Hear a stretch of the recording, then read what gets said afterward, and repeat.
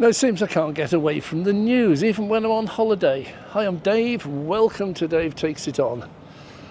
Just the headline news. I get a news feed, comes through on my phone and my tablet, and Ford are at it again. Another round of job cuts. They announced some for Spain, 1,600, but they've now decided they need even more than that. And apparently they're going to get rid of the whole of the admin department from Spain, plus an awful lot others. And meanwhile, back in the States, other factories that have been affected by job cuts are going to get hit once again. Ford is shedding everything. And yet at the same time, they've just announced that they'll be launching a range of small models 2025. So it seems strange that you get rid of almost all of your staff and then you launch a couple of new models. So we've got no information at the moment on where these are being built, where they're going to be released, or the price they're going to release them at. Looking at the latest Ford release, £40,000. I really don't know what they're doing, because if you look back in history, Ford's history this is, everything they've done has been to make cars more affordable. The Model T, the first production line, it was all to bring cars down within Ford customer budgets.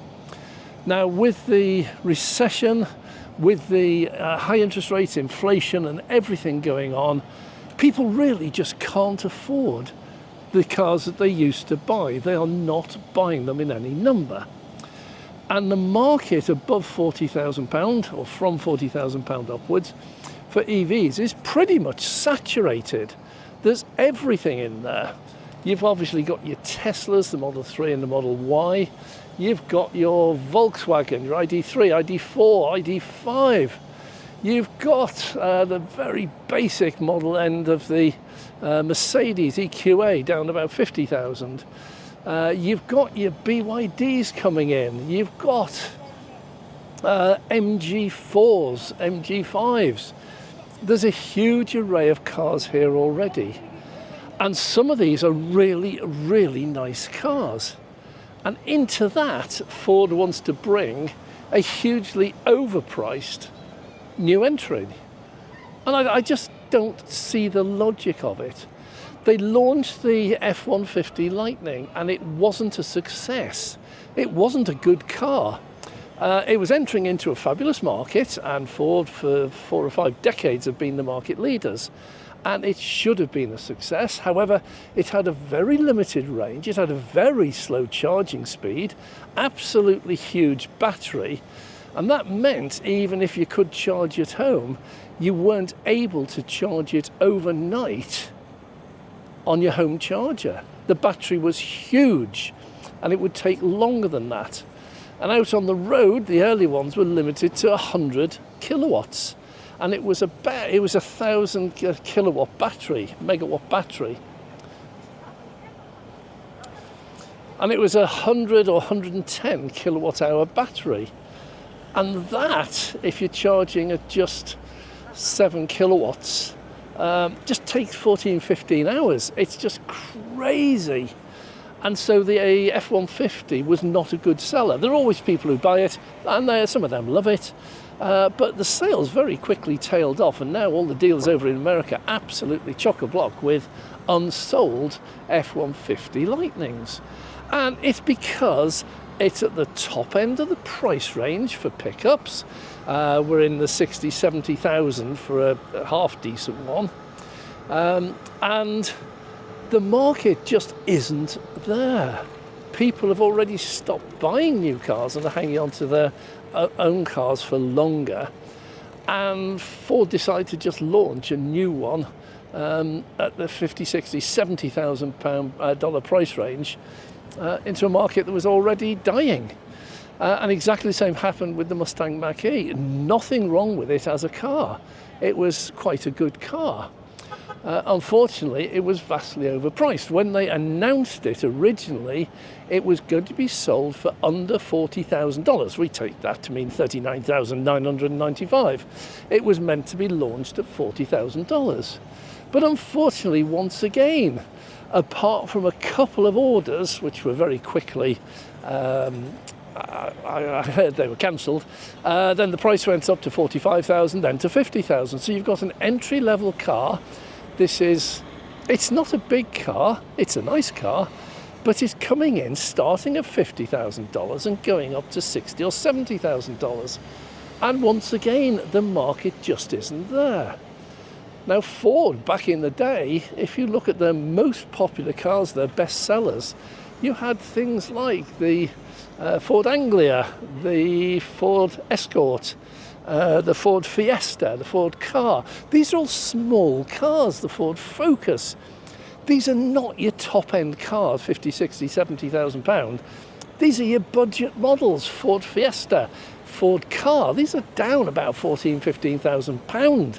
I know some of these aren't available now, but this is where they would be, or would have been at the time. And then you look at the Escort, this would have been, if it was available today, somewhere in the low 20,000 range. And yes, you can have your models within that. For example, the Ford Escort RS, that would have been 40 or 50,000 pounds. But that was a specialist car. And that would be a bit like the Tesla Model 3 Performance or Tesla Model 3 Plaid, if they do release one. Now, people will pay for that. If you look at your hot hatch, you've got something like the VW Golf. Well, the Golf itself was a fairly cheap budget car. It was in the low £20,000. But you get your GTI, and that would have been up in the £40,000 range. And some people would pay for that, but the majority wouldn't. And so Ford doesn't seem to have an answer to the problem they've got, which is they seem to be making cars for a market that just isn't there, aimed at people who just can't afford what they're being offered. So it's not saying anything bad about Ford. They can make good cars. It's not saying anything bad about the cars. They don't seem to know the market they're selling into. It's this, head in the sand attitude. If we make the best car, it'll pick up, it'll sell. And unfortunately, we've just been having a look at the May new car sales figures. And this was not just EVs, this was ICE cars as well. And this was not only UK, but also Europe, America, and worldwide. And we're seeing yet again a drop in the number of cars sold. So this is not EVs. EVs in some places have seen a drop in sales as well. That's not the point. The point is that the total number of new cars being sold is on the decline. And the peak, as I've said many times, was in 2016.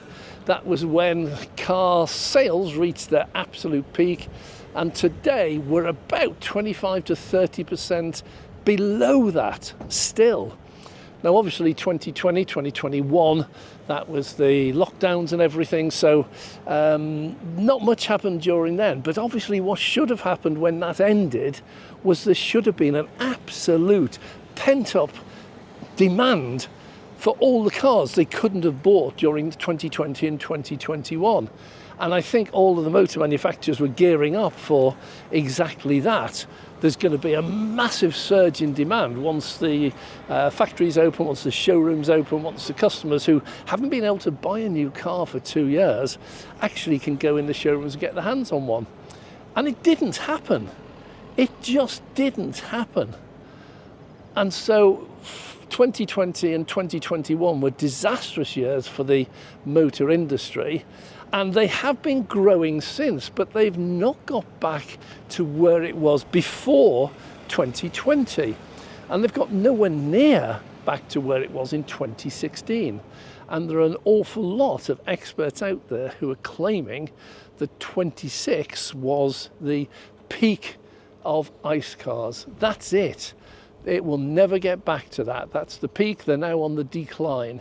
And looking at the May figures, petrol and diesel cars worldwide are on the decline. Now, I'm going to do a separate video purely on the pricing for May because there's a load of interesting figures on that. But very simply, if you look at worldwide demand, I know you can pick individual countries. France's EV has dropped by 16% and someone else has dropped by, yeah, we get all that. There are individual ones, but there are other places which are absolutely booming. And the forecast for 2024 for EVs is a 35% growth year on year, 2023 to 2024, 35% growth. And the ICE prediction is a 20% drop. Now, I've said this before, that when you have a transformational new product like smartphones, like flat screen TVs, like EVs, it's not the people buying the new product that destroy the old industry. It's the people who just stop buying the old product.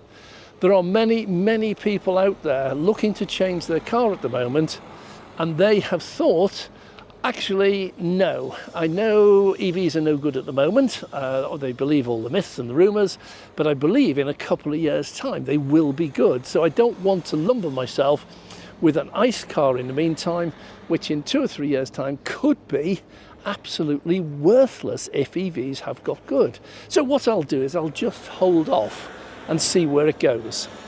And that's the situation we're in. People have stopped buying ICE cars in exactly the same numbers. So their market is declining, and the danger there is that in the UK in May we hit 17% market penetration of EVs.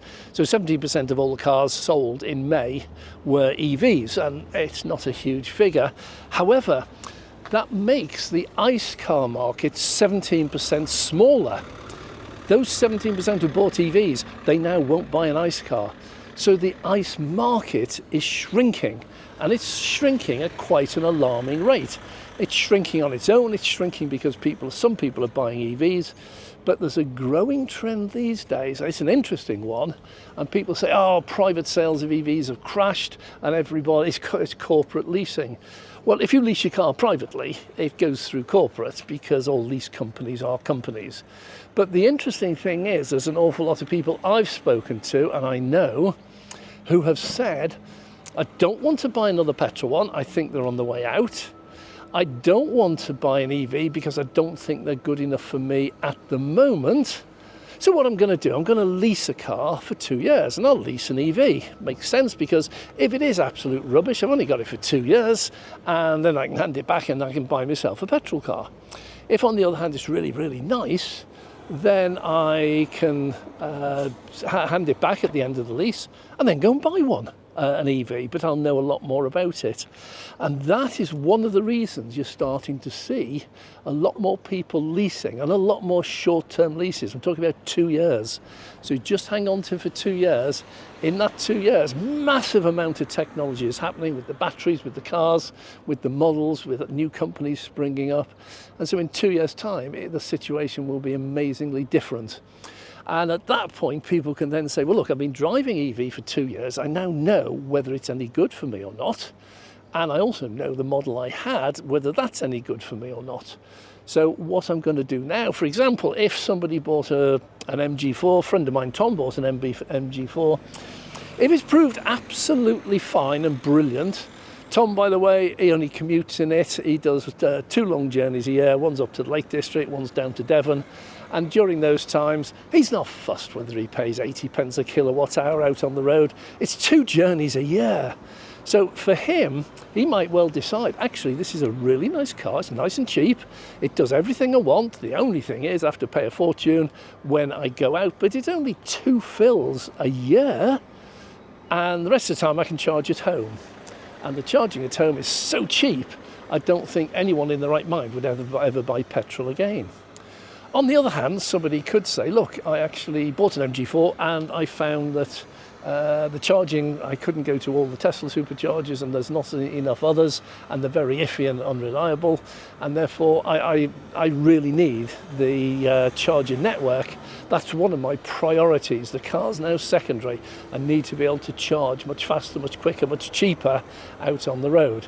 And so for some of them, they will say, yeah, I know they're more expensive, but I do actually need a Tesla. However, I might wait 12 months and then I should be able to buy a Tesla Model 2, and that will be at £25,000, they're claiming, and that would be roughly the same price as a MG4.